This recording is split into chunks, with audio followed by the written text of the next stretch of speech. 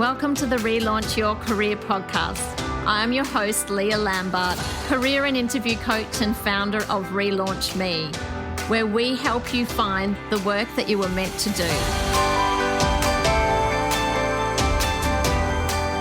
Today I'm talking to Lisa Stockman, who last year made a significant career change from working in corporate to running her own business as a personal stylist. Today, Lisa shares her career change story and her advice for others thinking of leaving the corporate world to pursue their passion. Welcome to the podcast, Lisa. Thanks so much for having me, Leah. I'm really excited to have this chat with you because it's something that I'm really passionate about, is helping other people in their careers as well. Great. Well, look, let's get into it because I've got lots of questions to ask you. But before we sort of talk about the styling, I'm interested in you sharing your journey working in corporate.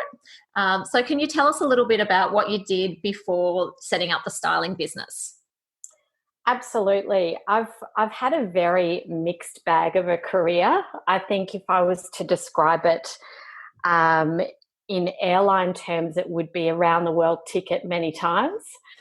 I started my career when I left uni in sport management, and that had been a dream of mine that as a child, I thought that I wanted to be an athlete and a fashion designer.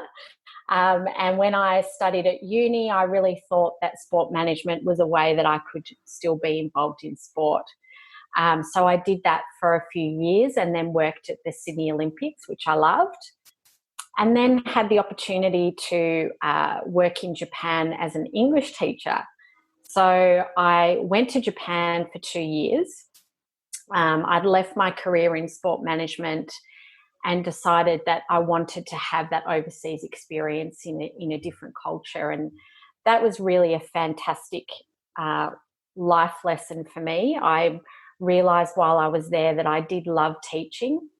And when I came back, I knew that I didn't want to be a teacher in a school, but I did love training. And so I ended up going back to uni and did my graduate diploma in education. And I also did a Cert 4 in training and assessment, and ended up working in TAFE, which was a fantastic job for me. I taught event management, diploma of event management at TAFE. I absolutely loved the job, and it was a fantastic role to have while I was starting my family.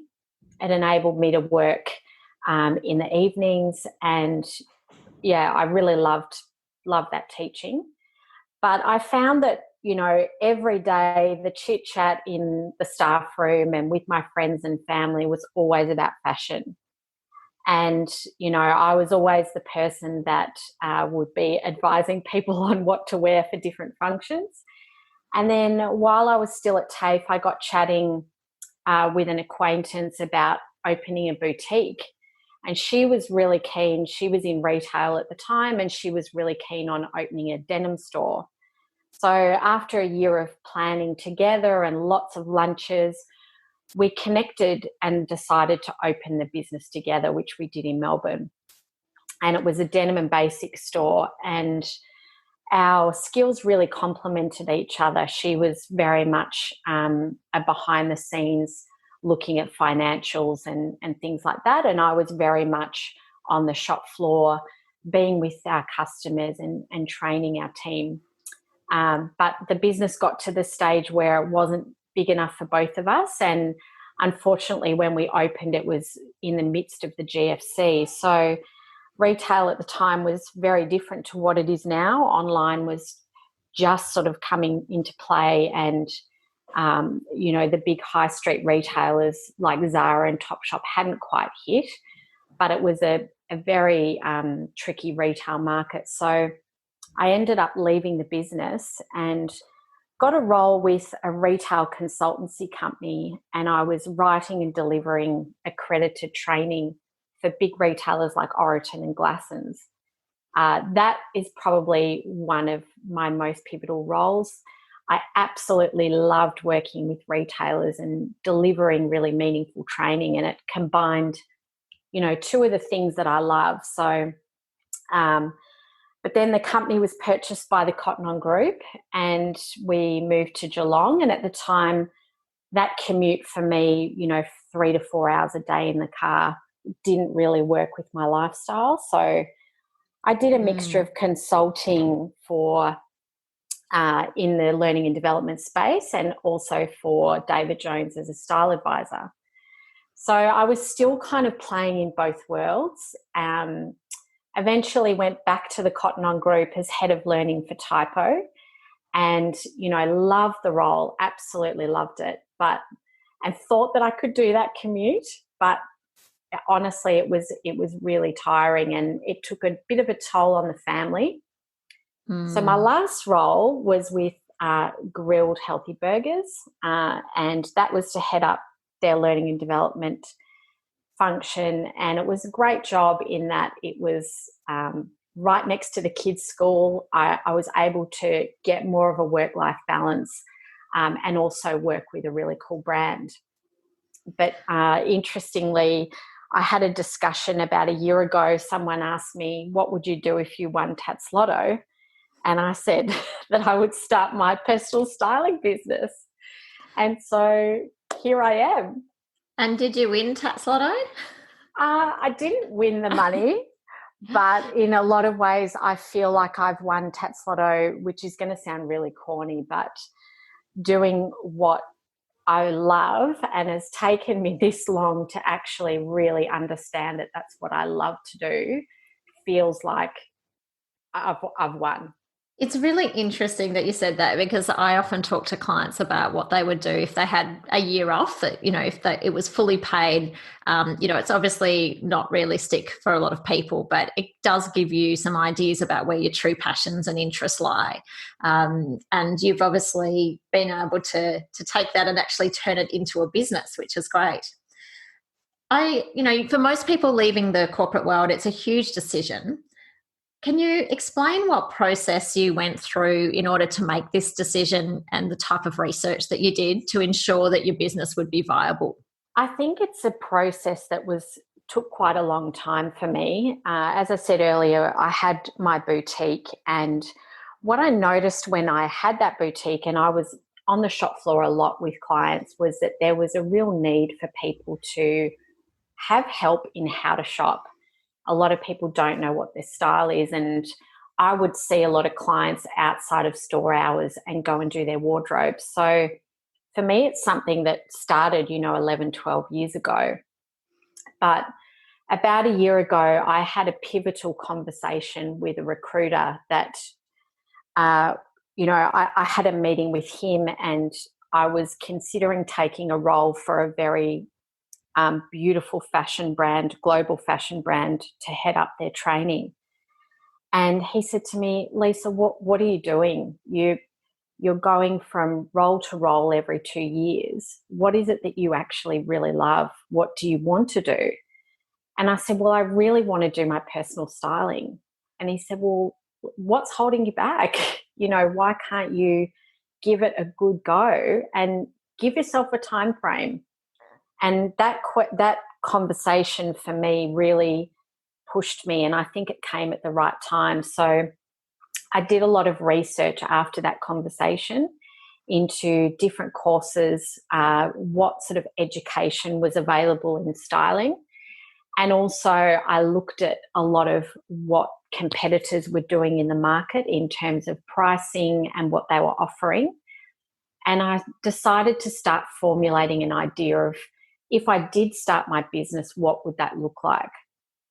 So I guess that's where that was part of the process. And then I also looked at things like Mia Friedman's online course called Lady Startup, and looked at some of the business aspects, like writing business plans and financials, which I'd done before in my own business, but it had been a long time since.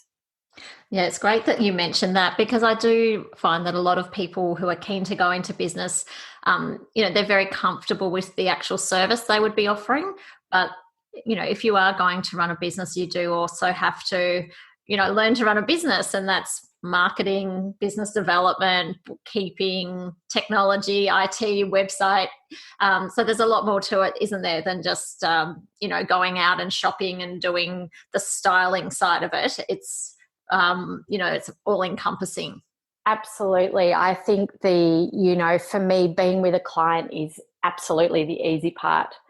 That the harder parts are the parts that you just mentioned. And, one of my, I would say, areas for development is definitely in technology. Many people had said to me, oh, you can create your own website on Squarespace. And I remember spending 4 days and nearly crying because I thought, well, everyone else seems to think this is easy and I just cannot do it, and ended up engaging someone to help me with it. But, you've got to recognize that your strengths aren't across all areas and you need to get help in the areas that you need help with.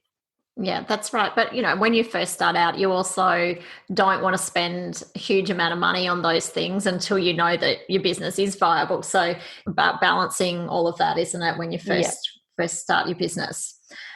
So how did your colleagues, friends and family react when you told them that you were leaving the corporate world to set up your own business?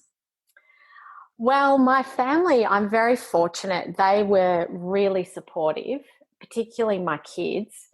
And they said, go for it. We're sick of hearing about it because I think I'd talked about it for so long. And it's like, well, you either do something about it or please stop talking about it. Friends, you get a mixed reaction. A lot of people, if they're worried about you and they're fearful, those fears will come out first. So they'll say, have you really thought about this? Have you got the money? Are you sure it's going to work? And you do get a few people that say those sorts of things. But by and large, anyone that knows me knows that this is what I love to do and have got behind me.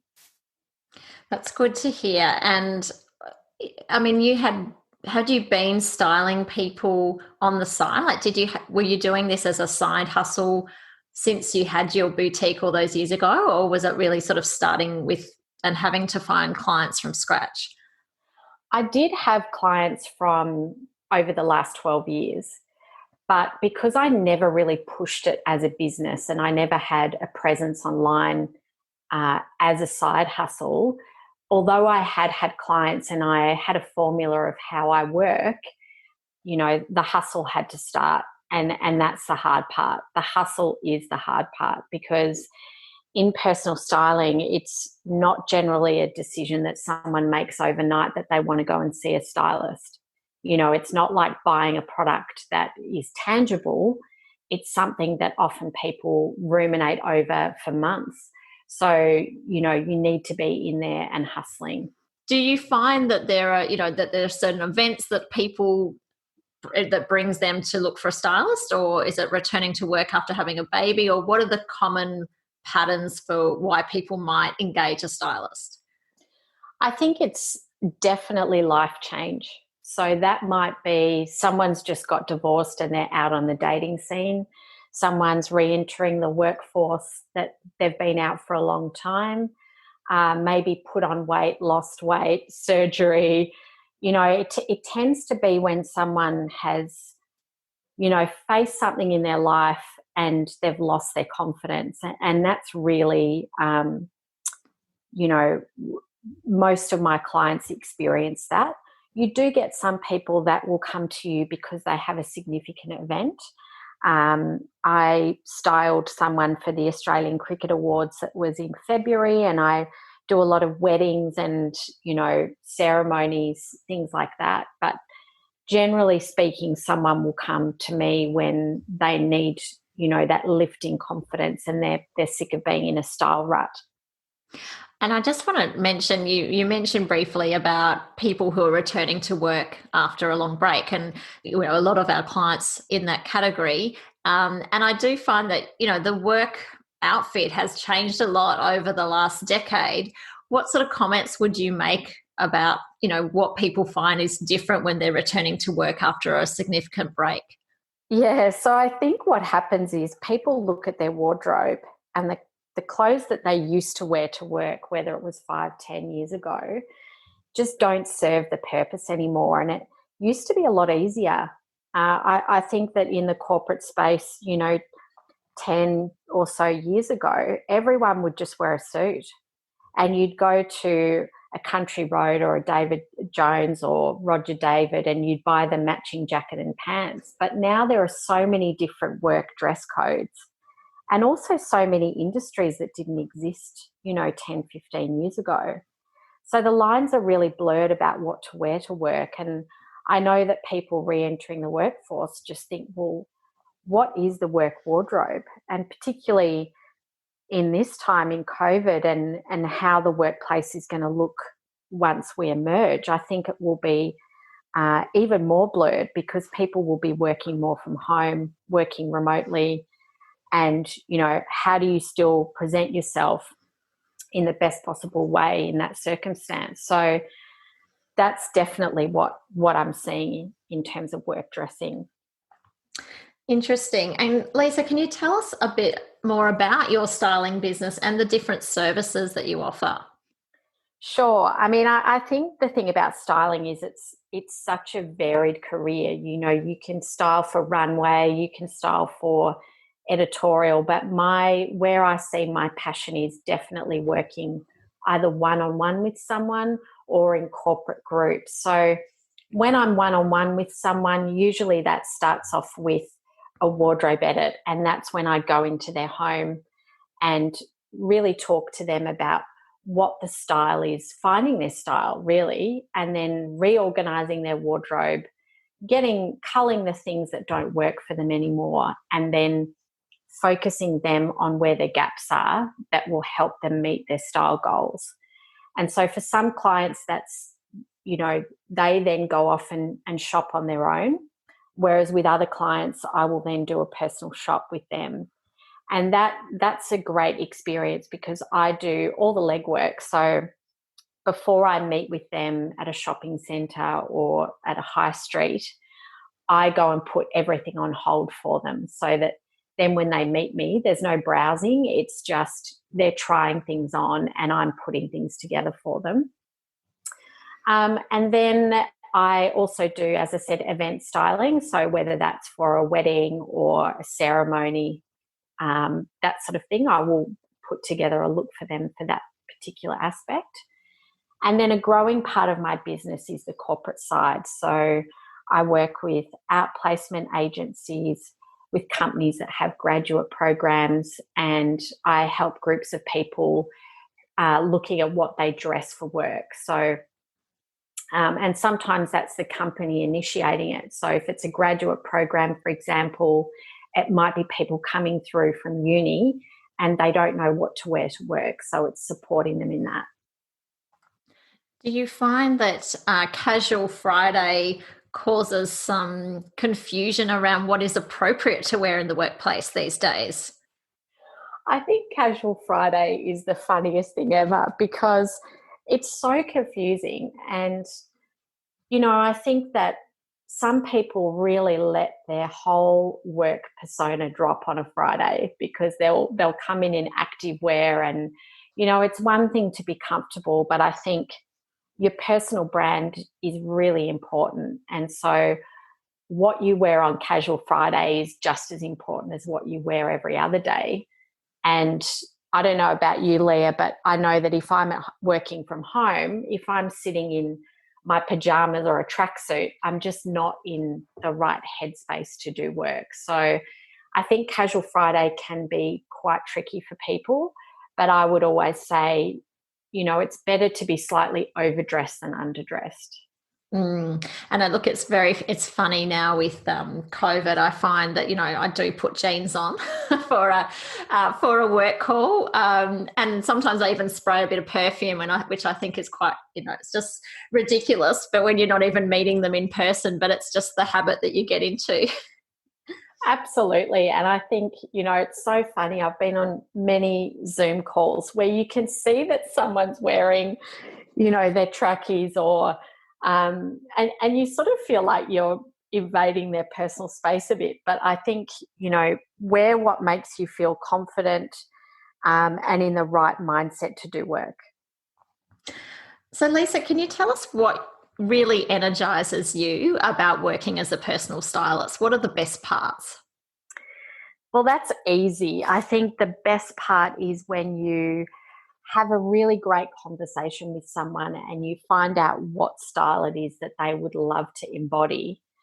And then when you are in the fitting room with them and they see themselves for the first time absolutely, living that style, and they look at themselves and they can't believe that that's them.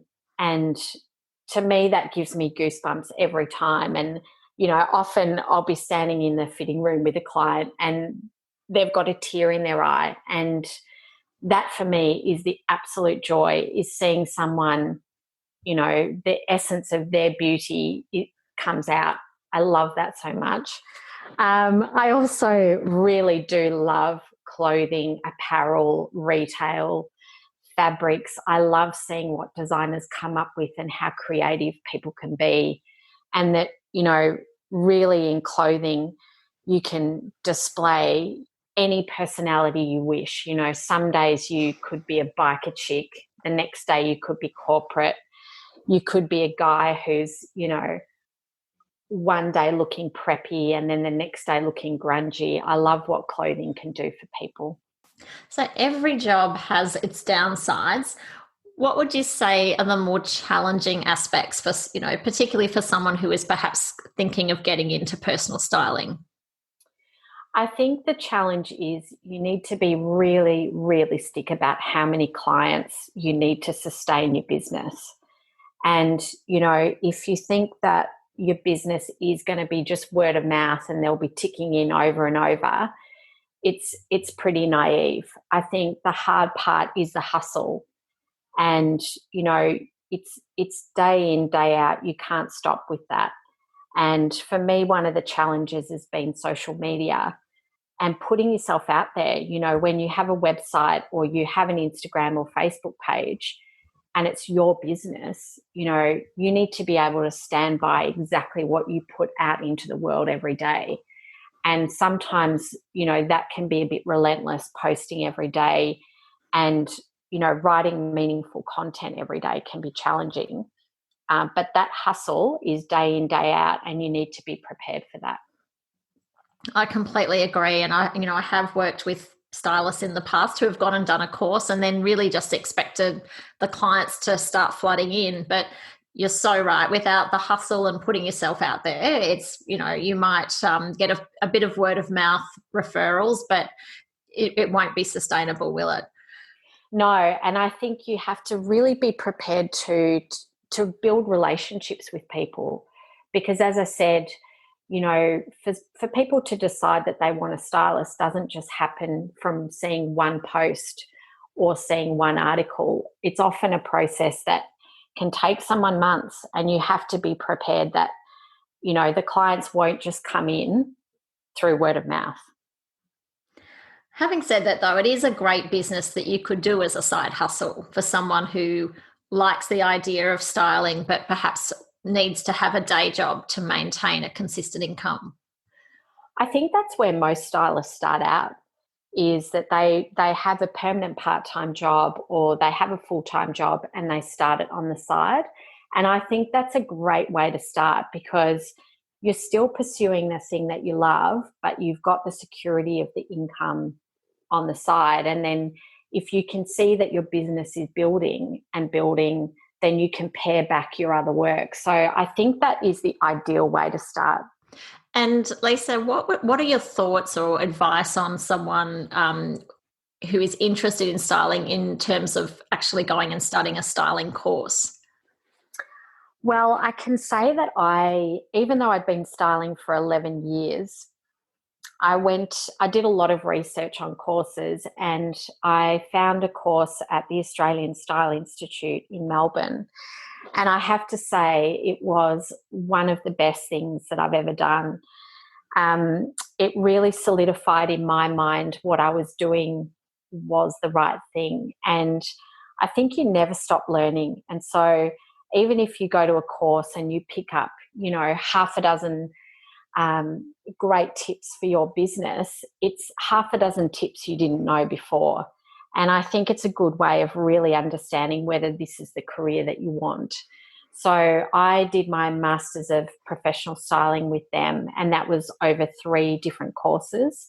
And I just found it invaluable also for the community that you are exposed to, and it just builds your network as well. So I'm so glad that I did that course.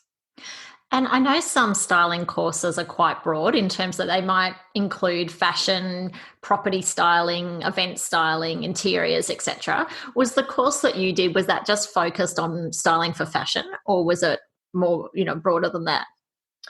Well, it was in 3 parts, and you can do the parts individually. The first part was focused on personal styling, which was a 5-day course. The second part was an advanced creative, and that was learning about editorial styling. And the reason that I did that part of the course was because I knew it wasn't really a strength of mine, but I needed to understand how to style for magazines and editorial. And the reason for that is I think that you should be open to any opportunity. And the more knowledge that you can gain, even if it's something you don't think your business might take you, you never know if it will or won't. And I wanted to learn more about how styling translates onto camera, because if I was going to help corporates style for LinkedIn photos and corporate marketing material, I needed to know the ins and outs of that. So that's why I did that part of the course. And then another part of the course was the master's section, and that was more about delivering corporate workshops and workshops for big groups of people on styling. So that's why I did the 3 parts, and I found them, I learned something in every part, and it's been beneficial to my business. So, Lisa, having had quite a lot of experience now working in styling, what sort of advice would you give someone who is thinking about starting their own styling business? I would say absolutely speak to people who are already doing it. So have coffees or Zooms with people, ask lots of questions. I think being curious is really important. You need to have an attitude of gratitude as well. Be thankful for people who give up their time to you. I think find out about people's challenges and their wins, and be really honest to yourself about, what are the struggles that you have. I know for me, accounting is not something that I'm great at. So I seek help in the areas that I struggle in. So really educate yourself, and whether it's doing a course formally, I volunteer at things like fashion shows and to help other stylists on photo shoots. I find that builds my network, but also you learn so much from that. And think about what avenue of styling you're interested in. If you're a creative person, it might be that you want to do editorial. For some people, they really want to work with celebrities and do runways and, things like award ceremonies. So how can you get involved in that? And often that is contacting stylists that are already in that field. And I think it's really important to have contacts with retailers too. Go into stores, find out the things that sell, find out what's on trend. And, there's so much available online that's free that you can access. So never stop learning, and be open to volunteering as well. Lisa, there's some absolute pearls of wisdom in there, and I love the idea of being curious. I think it's something that's really important, and I talk to clients all about that. It's not just looking for the answer, it's just being curious and keeping an open mind, and then, often the answers will come. Yeah, I think so. And don't be afraid to reach out to people. The worst thing that can happen is someone doesn't call you back or email you back or says no. But there are so many generous people out there with their time, particularly in COVID. I think it's been a really valuable opportunity to be able to network with people. And you'll find that most people do want to help. And if I have people contacting me that are in fashion school or styling school, and I would always give up my time for someone who shows curiosity and interest. Can I just ask one more question? Or actually, I'm going to ask two more questions. The first one is for someone, like you mentioned before, someone who is interested in working in television or with celebrities, etc. Would they need to build a folio of some type to try and get their foot in the door?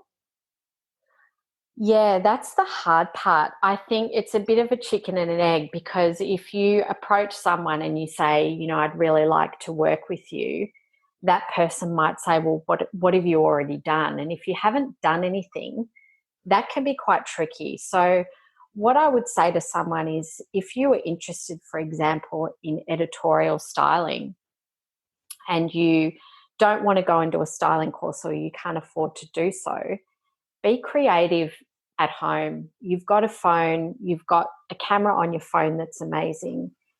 Put some outfits together that you already have yourself and start taking some pictures. Take some styling pictures yourself, photograph your friends. I know lots of young people that I did the course with were doing that, and they would, buddy up with photographers that, they would do like a contra deal, I'll style you if you take some photos for me, and they would build their folio that way. So I think if you're really passionate about it, there's always an answer and there's always ways around, even if it feels like, you don't have the money. There's always ways around it. That's great advice, Lisa. Thank you. And finally, if someone is keen to book an individual styling session with you or to engage you to run a corporate program, how can they find you? Sure, Leah. Well, I have my website, which is lisastockman.com.au, and I'm on Instagram, Facebook, and LinkedIn, and on all my socials are my contact details. So if you have any questions at all, I'd love to hear from you. Fantastic. And I'll, of course, put those in the show notes. Well, Lisa, thank you for joining me. It's been really lovely to talk to you. And I think you've provided so many great tips for someone who's interested in styling and, starting out in this career. So really appreciate your time, and best of luck for the rest of the year. Thanks so much, Leah. It's been great speaking with you. I hope you enjoyed this episode of Relaunch Your Career. If you did, please subscribe, share with your friends, leave a review, or connect with us on social media at Relaunch Me Career Consulting. If you have any questions about the episode or the work that we do, then contact us via the website relaunchme.com.au. Thanks for listening. Have a great day.